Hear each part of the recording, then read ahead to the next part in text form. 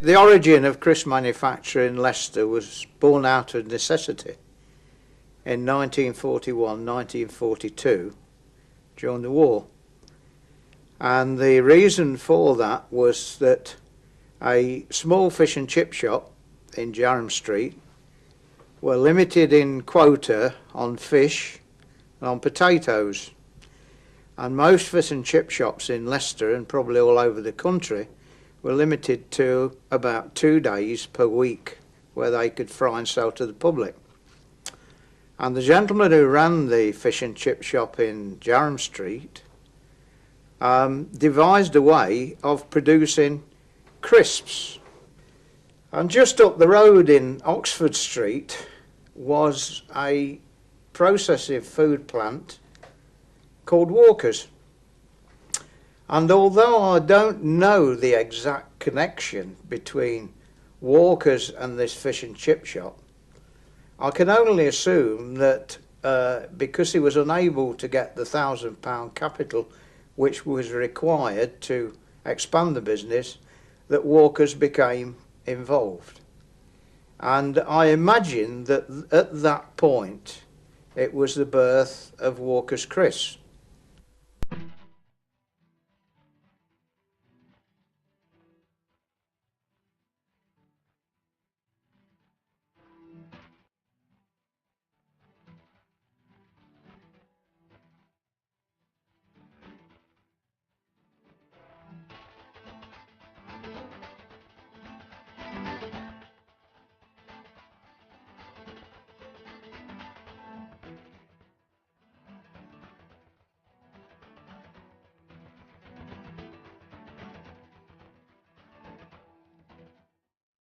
It's like a prison outside, haven't you seen it?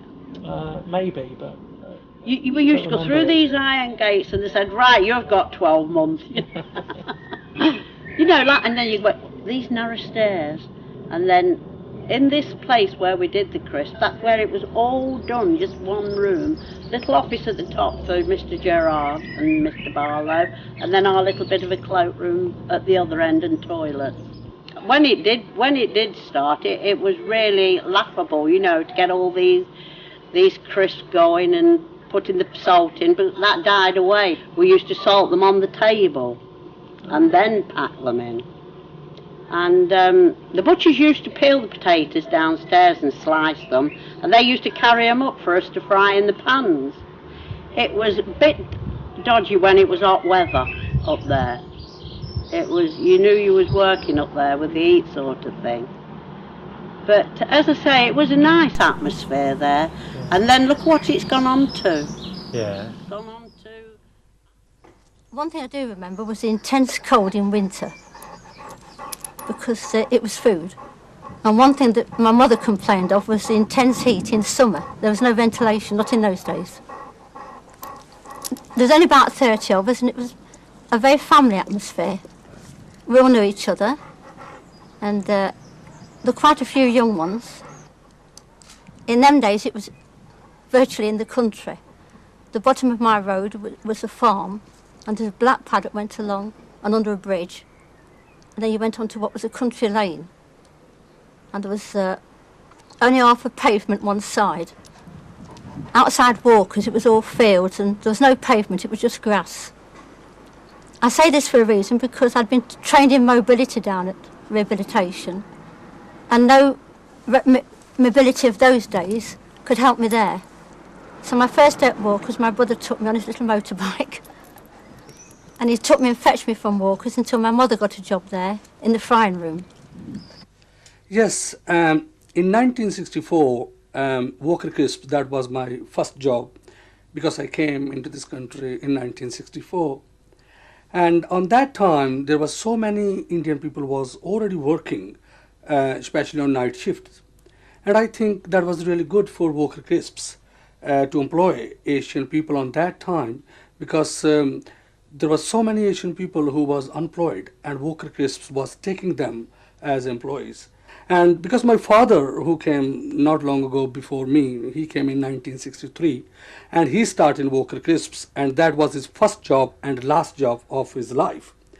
And also, in In Walker Crisp, there was a foreman, and who was later on he came a night shift manager, John, and he was a very close friend of my father. And I remember that John used to come to my house and meet my father. They always, as I said, that they really was very, very, very close friend.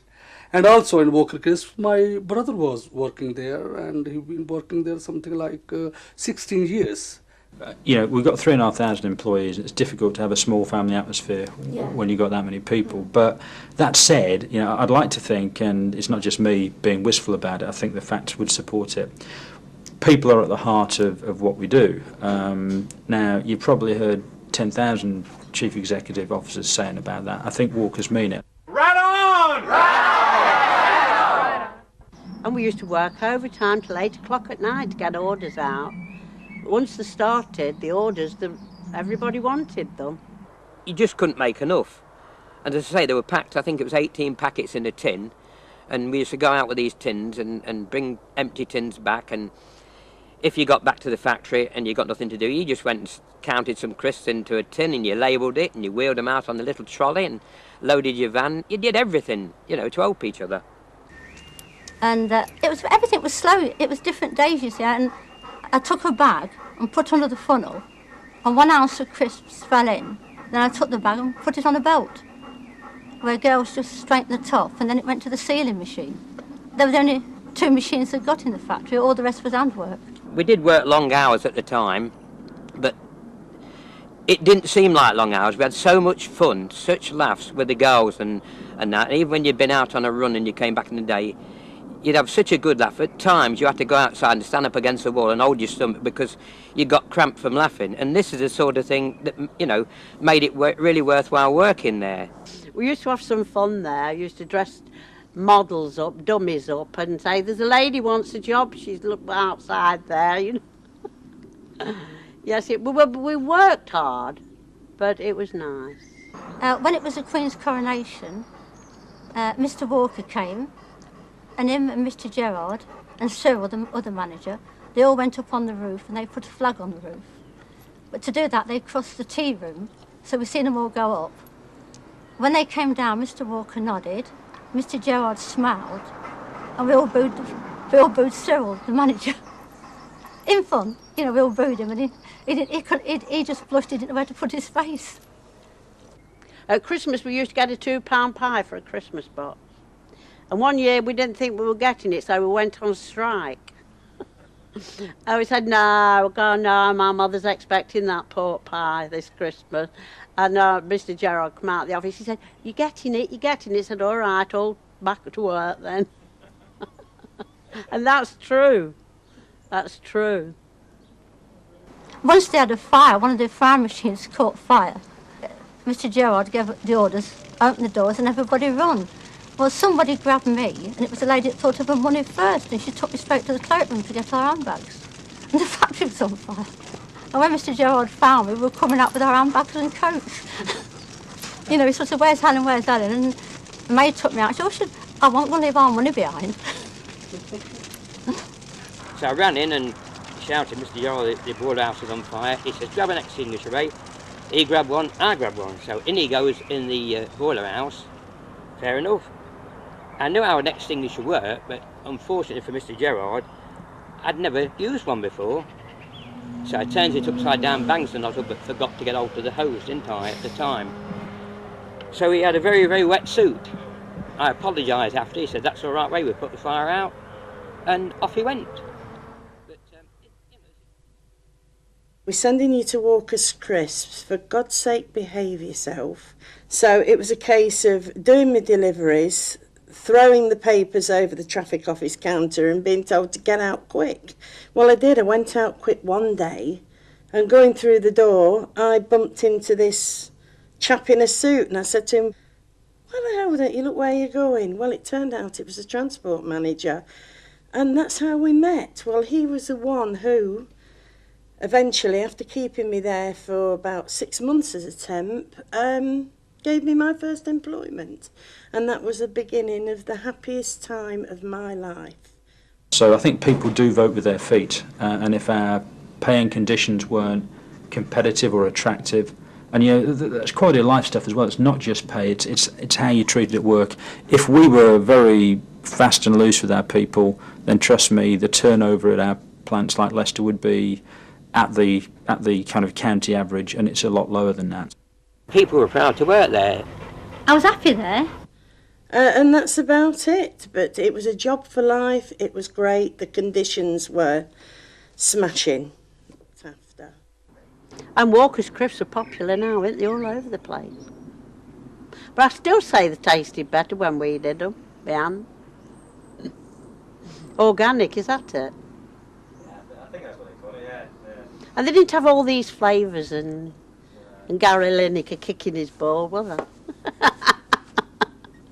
It's told they were a lot fresher back in those days as well. Well, I think so. They were eaten more or less as soon as they came off. That's right, that's it, yeah. You know, they were being And eaten as I eat fast as crisp now, plain, but I won't eat the flavoured. Don't like the flavoured one. No. We lived on them when we made them there. good healthy diet then. Well, it didn't do me any harm. I've been poor, I've had my bad moments, but there you are. Moisturise the skin. That's a good enough excuse for me. Yeah. Oh, right. Well, thanks for. I think yeah, definitely got loads. So we can bet you get on now. Yes, okay then. And you can take the dogs out. That's his job, he takes the 3 dogs out. There's a white, did you see Ben? So The white German Shepherd. Oh, no, I didn't see the, Yeah. no. Then there's Mary, she's very old. Then there's the little nuisance. Do you want a cup of tea? Does everybody want a cup of tea? I wouldn't mind. Go on. Frank, ask Catherine.